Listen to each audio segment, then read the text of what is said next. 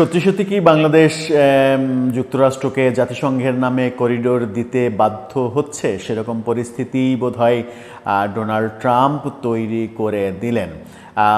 বাংলাদেশের কোনো লবিংই বর্তমান সরকারের, প্রফেসর ইউনূস সরকারের কোনো লবিংই কাজে আসলো না। আমেরিকার যে অতিরিক্ত শুল্ক, এই অতিরিক্ত শুল্ক 3 মাস স্থগিত থাকার পরে নতুন করে যে 14টি দেশের ওপরে চিঠি দেয়া হয়েছে, নতুন করে অতিরিক্ত শুল্ক আরোপ করা হয়েছে, ঘোষণা দেওয়া হয়েছে, সেই দেশগুলোর মধ্যে বাংলাদেশকেও রাখা হয়েছে। তার মানে আমাদের জন্য ব্যবসাটা, আমাদের ব্যবসায়ীদের জন্য সামনের অগ্রযাত্রাটা মারাত্মকভাবে ক্ষতিগ্রস্ত হতে চলেছে। এখান থেকে পরিত্রাণের একটা উপায় অবশ্য ডোনাল্ড ট্রাম্প বাতলে দিয়েছেন, সেটা হচ্ছে বাণিজ্যিক সম্পর্কের উন্নয়ন এবং দুই দেশের বন্ধুত্বপূর্ণ সম্পর্ক কোন দিকে যাচ্ছে এটার উপরে নির্ভর করবে এটা পুনর্বিবেচনা করা হবে কি হবে না। তার মানে ডোনাল্ড ট্রাম্প ইনডাইরেক্টলি স্পষ্ট বলে দিয়েছেন, হয় করিডোর দাও, নয়তো শুল্কের খাড়া মাথায় নিয়ে এবার ব্যবসা করো। কি হতে চলেছে ডোনাল্ড ট্রাম্পের কাছে? শেষ পর্যন্ত আমরা শতভাগ পরাজিতই হতে চলেছি। সেই আলোচনা করবে এই ভিডিওতে। থাকবেন পলিটিক্স টিভির নিয়মিত আয়োজনে।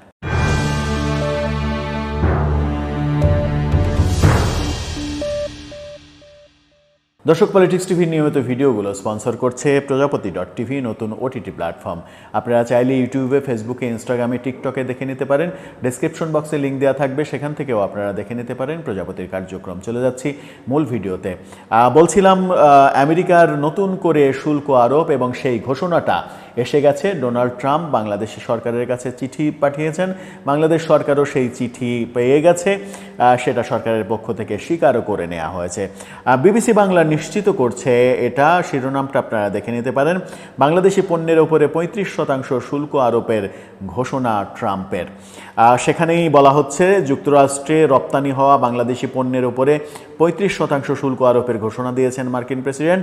নতুন শুল্ক আরোপের তালিকায় বাংলাদেশের পাশাপাশি জাপান ও কোরিয়া সহ 14টি দেশ রয়েছে, যে কথা প্রথমেই বলছিলাম। তবে শুল্ক কার্যকরের সময় কিছুটা পিছিয়ে দিয়েছেন, 1 আগস্ট থেকে এটা কার্যকর হবে। নতুন শুল্ক আরোপের কথা জানিয়ে 14টি দেশের নেতাদের কাছে চিঠি দেওয়া হয়েছে। বাংলাদেশের অন্তর্বর্তীকালীন সরকারের কাছে চিঠিতে ট্রাম্প বলেছেন, 2025 সালের 1 আগস্ট থেকে যুক্তরাষ্ট্রে পাঠানো বাংলাদেশি সব পণ্যের ওপরে 35% শুল্ক আরোপ করা হবে।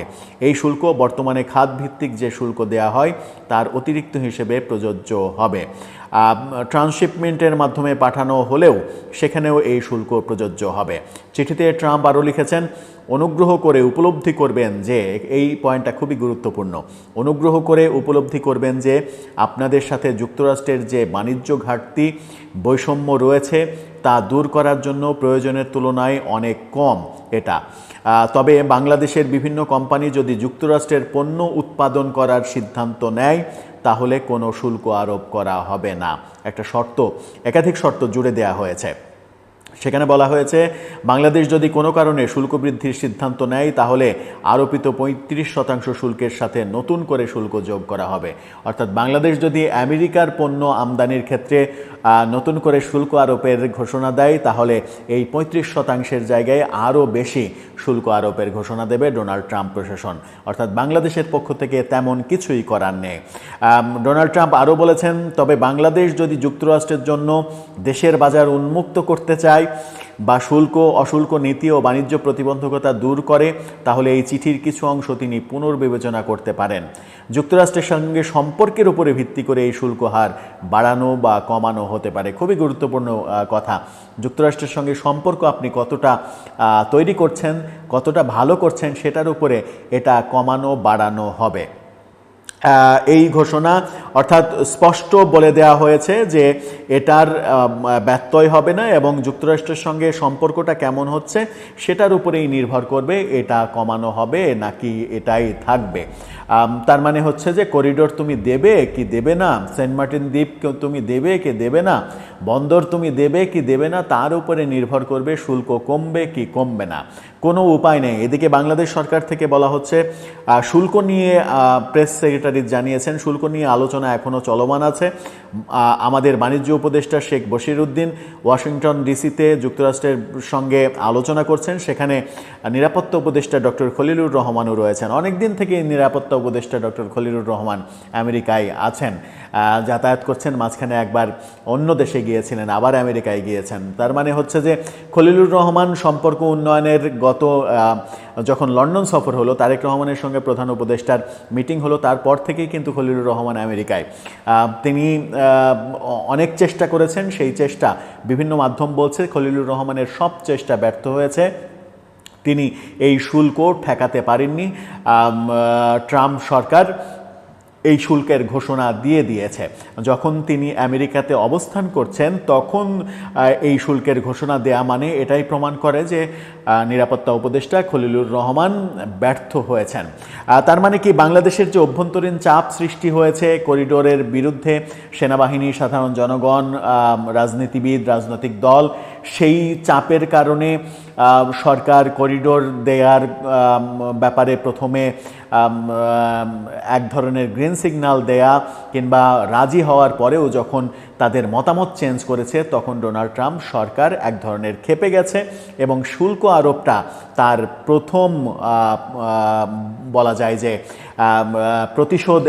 প্রতিশোধ পরায়ণতা, যে তুমি দেবে না, তুমি কথা রাখবে না, এই যে শুল্ক আরোপ দিলাম। তাতে করে হবে কি বাংলাদেশের সমস্ত রপ্তানি পণ্য আমেরিকার ব্যবসায়ীরা অতিরিক্ত শুল্ক দিয়ে কিনতে হবে, আর অতিরিক্ত শুল্ক দিয়ে তারা যখন কিনতে বাধ্য হবে তখন বাংলাদেশের রপ্তানি পণ্যের দাম কমাতে চাপ দেবে তারা। রপ্তানি পণ্যের কম দামে পণ্য রপ্তানি করতে হবে, এতে করে ব্যবসায়ীরা চরম ক্ষতির সম্মুখীন হবে। বাংলাদেশের বিশেষ করে গার্মেন্টস পণ্যের প্রধান বাজার যুক্তরাষ্ট্র। গার্মেন্টস পণ্যের উপরে কী রকম খড়গ নেমে আসছে তাহলে সেটা খুব সহজেই অনুমান করা যায়। এই কারণেই বারবার বিভিন্ন দিক থেকে আলোচনা হচ্ছে দ্রুত নির্বাচন, দ্রুত গণতান্ত্রিক সরকারের কাছে ক্ষমতা হস্তান্তর। কারণ অন্তর্বর্তীকালীন সরকারকে কোনো রাষ্ট্রপ্রধানই সহযোগিতা করবে না। যতক্ষণ না পর্যন্ত গণতান্ত্রিক সরকার ফিরে আসবে ততক্ষণ পর্যন্ত কোনো দেশের সঙ্গে বাণিজ্য সম্পর্ক তৈরি হবে না, বাণিজ্য সম্পর্ক স্বাভাবিক পর্যায়ে যাবে না। এই যে অতিরিক্ত শুল্ক শেষ পর্যন্ত প্রথমে বিভিন্ন দেশ অনুরোধ করেছিল, সেই বিভিন্ন দেশের অনুরোধের প্রেক্ষিতে 3 মাস ডোনাল্ড ট্রাম্প সরকার সেটাকে স্থগিত করেছিলেন। আবারও যে ঘোষণা দিল 1 আগস্ট থেকে এটা আগের মতোই কার্যকর হবে, তখন বাংলাদেশের ব্যবসায়ীদের অবস্থা যে ত্রাহি অবস্থার দিকে যাবে সেটা খুব সহজেই অনুমান করা যায়। আমরা কি এই সরকারকে নিয়েই তাহলে পথ চলব? এই সরকারকে নিয়ে পথ চলে আমাদের সমস্ত বাণিজ্যিক সম্পর্ক, আন্তর্জাতিক ক্ষেত্রে যে বাণিজ্যিক সম্পর্ক, সেই বাণিজ্যিক সম্পর্কগুলো এভাবে নষ্ট করব, নাকি বিকল্প ভাবব? দর্শক, আপনার মতামত জানিয়ে লিখতে পারেন আমাদের কমেন্ট বক্সে।